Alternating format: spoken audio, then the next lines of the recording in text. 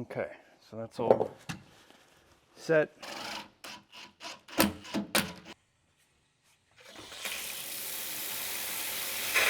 Wow, this is like pretty ridiculous. Oh, it just wants to freaking cross thread, man. Yeah. Come on. Nope, cross thread, cross thread, cross thread. Wow. I'm not sure how I'm gonna get this to not cross thread now. I mean, if I can't get it here, I'm not gonna get it. Whatever, we're gonna have to get a different drain assembly. It's not gonna work. All right, so that didn't work out well. This plastic stripped on me, and once that strips like that, it's almost impossible to make this work. So that's a shame. It was a $100 drain assembly, pretty much ruined. So we're gonna go with some good old brass. This has really, been the test of time. A lot of the older tubs and things have been using brass forever. So this guy, very simple. This has more of a, and rather than having a toe kick, it just has a regular kind of thread in piece. But being all brass, we're not gonna have that kind of problem with stripping things out. So here's the tub drain. And this guy just has a little screw up, pop up drain. So in a lot of ways, these are kind of nice. These last a lot longer. And again, it's all made out of metal.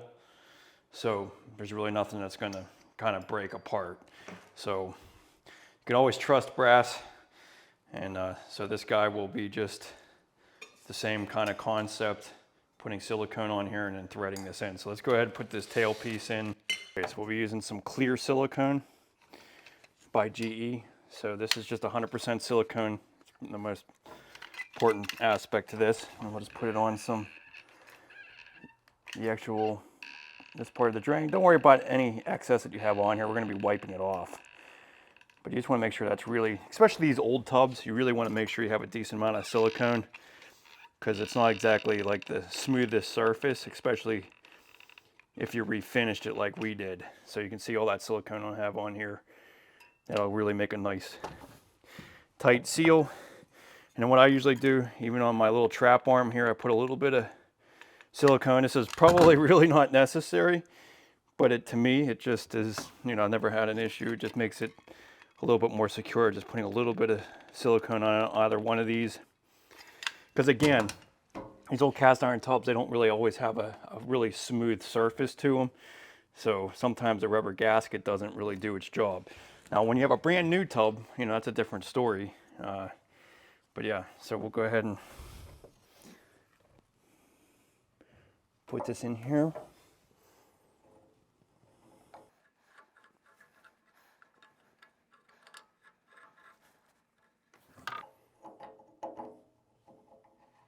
Much better. I can already thread it in. No cross threading.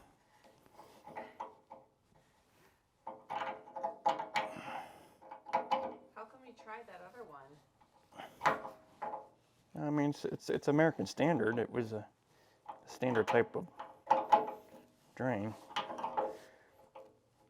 How much was this one comparatively? It was like, this one was 70 bucks.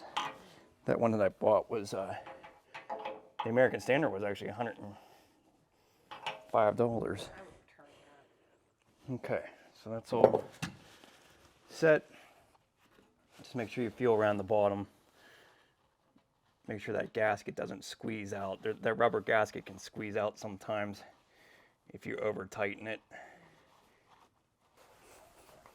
Yeah.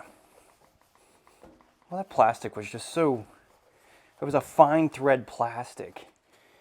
And you're using brass to connect to the ABS, and very, very easy to strip out, especially when you're having an uneven surface. So there you go. I really like the look of that though. Cool. So these are really simple. They're just a slip ring, just like any other type of drain assembly. So we'll go ahead and get our overflow on here. Is that a separate thing that you have to buy?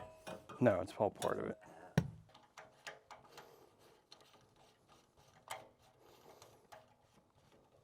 Okay, so for the overflow, it's just as important as the main drain. You want to make sure that it's well sealed.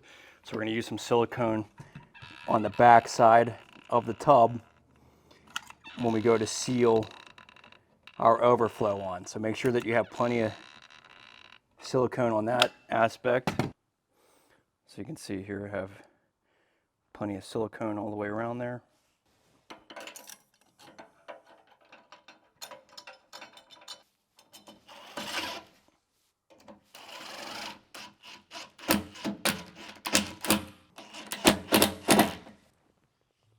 Okay, so you can see plenty of silicone all around there.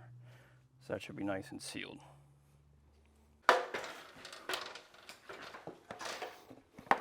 Okay, so now it's time for connecting our P-trap. Now, a solvent well, it is the best. And on this particular one, I got one that has a little clean out on it.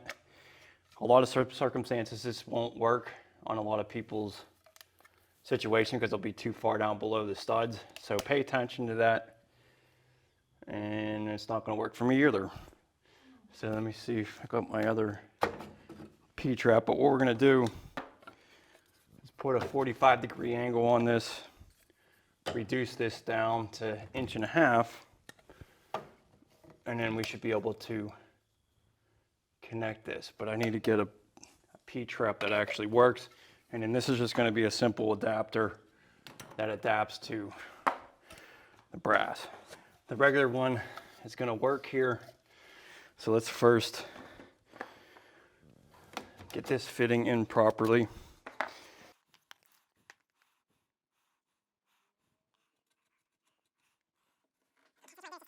Make this fitting plumb, and then I'll make sure that it has the right pitch.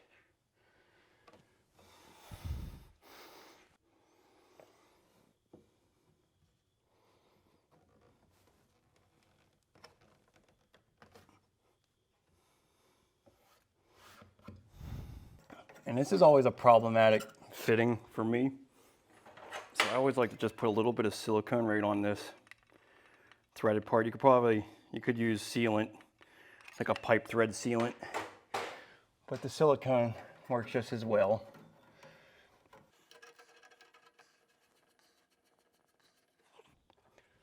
And this will be our adapter. All right, so we're gonna need a little bit more height there, but we can at least get a good indication of how long, 3.5 inches. That'll work good.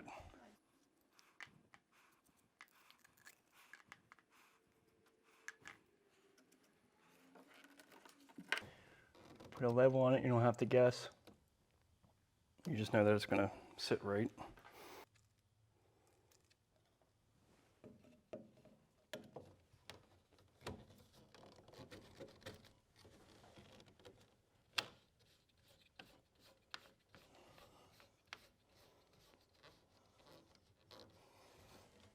Okay.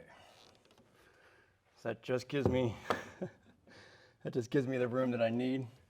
Well, 2x10s, I'm sorry, 9.25. So, you know, with tight spaces like this, you really need to get this as close to the, underneath the joist, so when you drywall this, you don't have any issues. But that's good. Now we'll just we'll hook up our faucet and we'll test everything. And when you test this, you definitely want to make sure that that overflow, obviously nothing's leaking around our trap here.